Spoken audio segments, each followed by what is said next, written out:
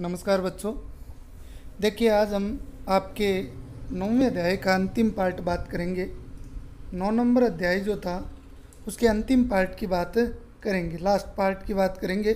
थोड़ा सा बड़ा रहेगा, लेकिन आपका 9वां अध्याय जो है वो इस वीडियो के अंदर पूरा हो जाएगा।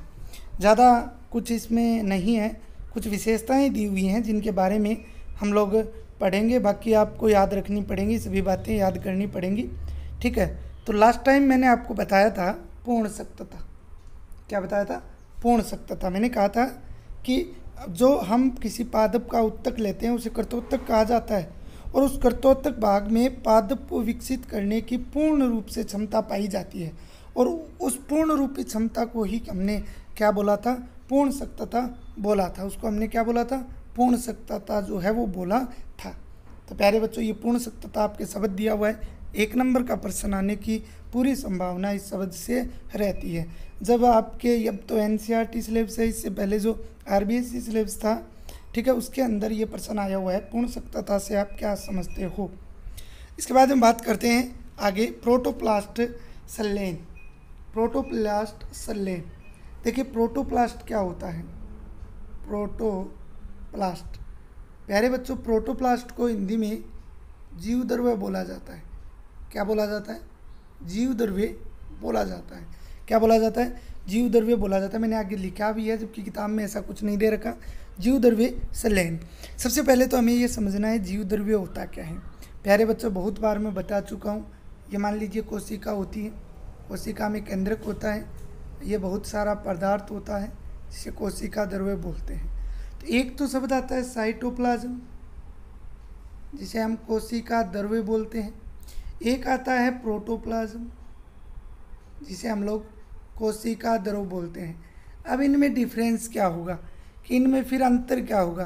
तो प्यारे बच्चों याद रखना, अंतर क्या होता है वो देखिए। ये जो कोशिका है, ये जो लेयर बनाई है, ये कोशिका है। इसमें जो ये केंद्रक आपको दिख रहा है, केंद्रक और कोशिका द्रव्य को, अर्थात कह सकते हैं इस लेयर के अंदर जो कुछ भी है केंद्रक सहित, इस कोशिका भित्ति के अंदर जो कुछ भी है केंद्रक सहित, उसको प्रोटोप्लाज्म बोला जाता है। उसको क्या बोला जाता है?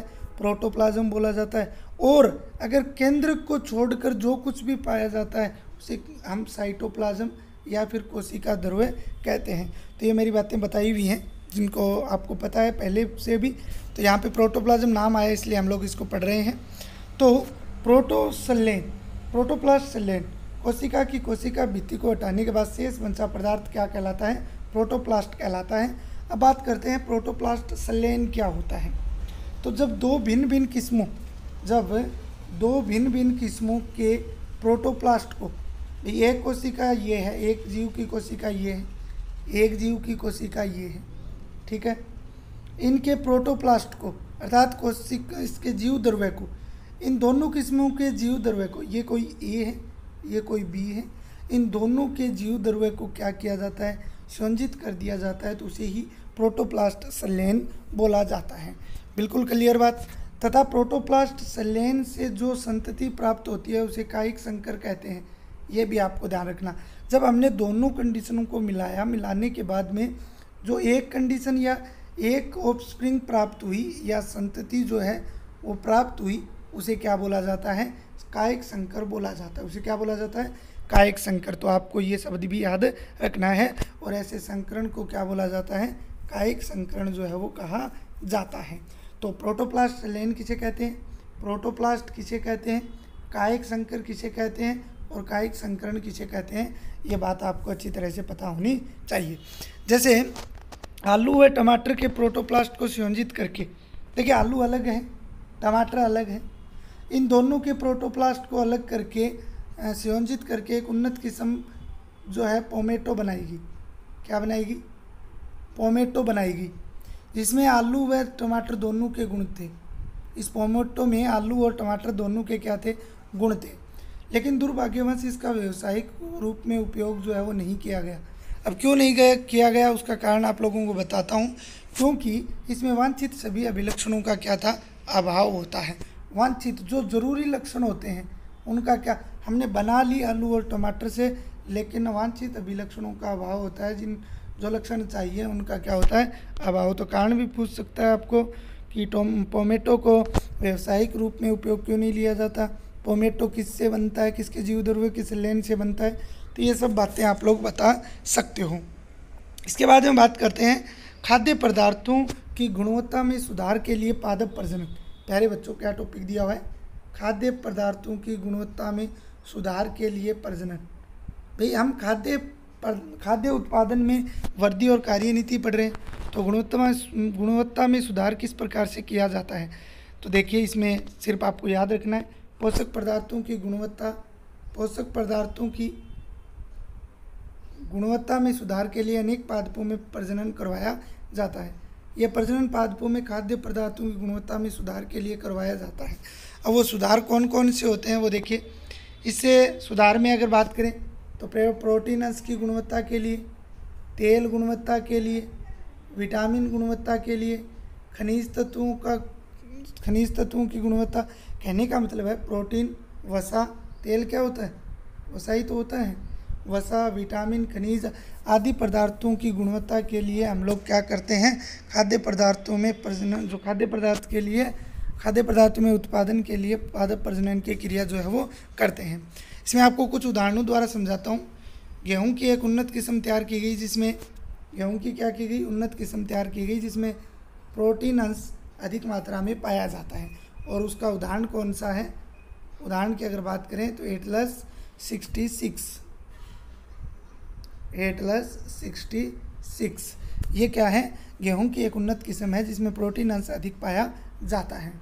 ठीक है, इसके बाद हम बात करते हैं, इसी प्रकार मक्के की उन्नत किस्म तैयार की गई जिसमें उन्नत किस्म मक्के में उपस्थित सबसे ज़्यादा एमिनो एसिड लाइसिन, ट्रिप्टोफैन दोगुनी मात्रा में मक्के में पाए तो जाते हैं। मक्के का वैज्ञानिक नाम क्या होता है, GMH। तो मक्के में पाए तो जाते हैं, लेकिन ये उन्नत किस्म जो तैयार की गई उसमें इनकी मात्रा एमिनो एसिड और लाइसिन की मात्रा जो है वो दोगुनी मात्रा में पाए जाते हैं। इसके बाद में बात करते हैं और उदाहरणों की बात करते हैं। तो भारतीय कृषि अनुसंधान संस्थान, इसका ध्यान रखना, भारतीय कृषि अनुसंधान संस्थान कहाँ स्थित है, नई दिल्ली में। कहाँ स्थित है, नई दिल्ली में। उन्नत सब्जियों का उत्पादन किया गया, किसका, उन्नत सब्जियों का उत्पादन भी किया गया। सब्जियों में खनिज व विटामिन पदार्थों को सुधारने के लिए किया गया है। जैसे गाजर आदि में विटामिन ए को बढ़ाया गया, गाजर आदि में किसको बढ़ाया गया, विटामिन ए को।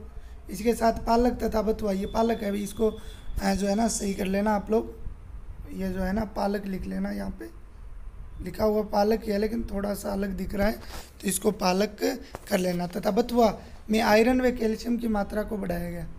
बथुआ और पालक में किसकी बढ़ाया गया, आयरन व कैल्शियम की मात्रा को बढ़ाया गया। इसी प्रकार उद्यान मटर का वैज्ञानिक नाम क्या होता है, पाइसम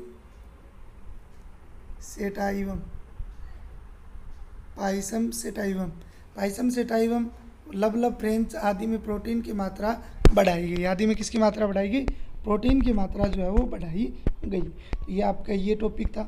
इसके बाद में अगर बात करें तो एकल कोशिका protein, single cell protein, important लगा लेना क्योंकि प्रश्न बार बार आया हुआ है कि एकल कोशिका प्रोटीन, इंग्लिश में बोलेंगे इसे सिंगल सेल प्रोटीन, शॉर्ट में बोलेंगे SCP। शॉर्ट में क्या बोलेंगे, SCP।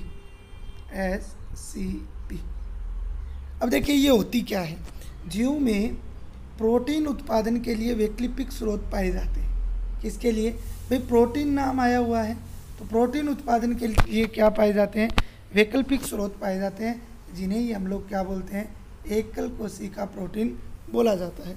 जैसे उदाहरण से समझने की कोशिश करते हैं, मछलियों में प्रोटीन अधिक मात्रा में पाई जाती है, सभी को पता है, इस कारण हम मछलियों को भोजन के रूप में प्रयुक्त करते हैं।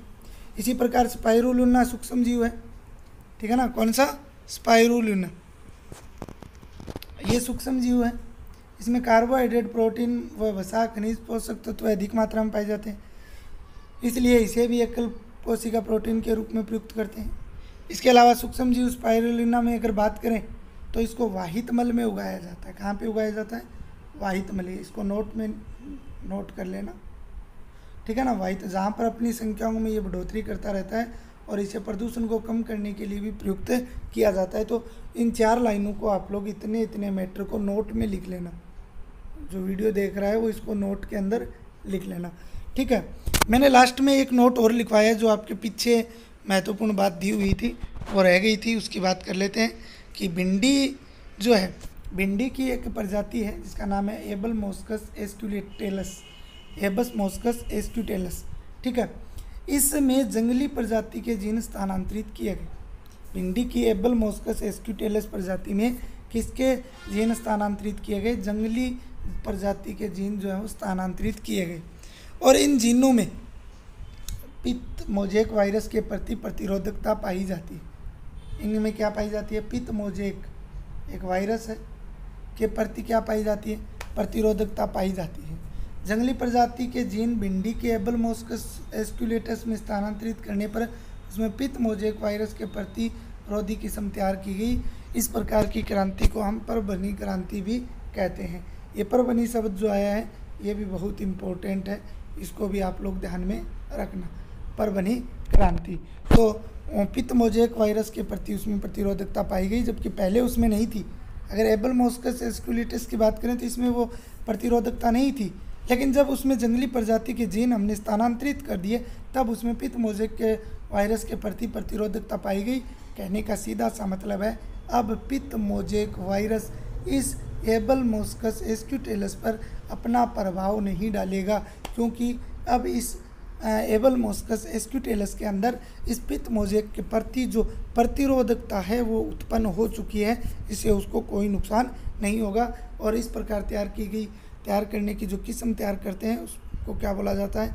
परभनी क्रांति जो है वो कहा जाता है।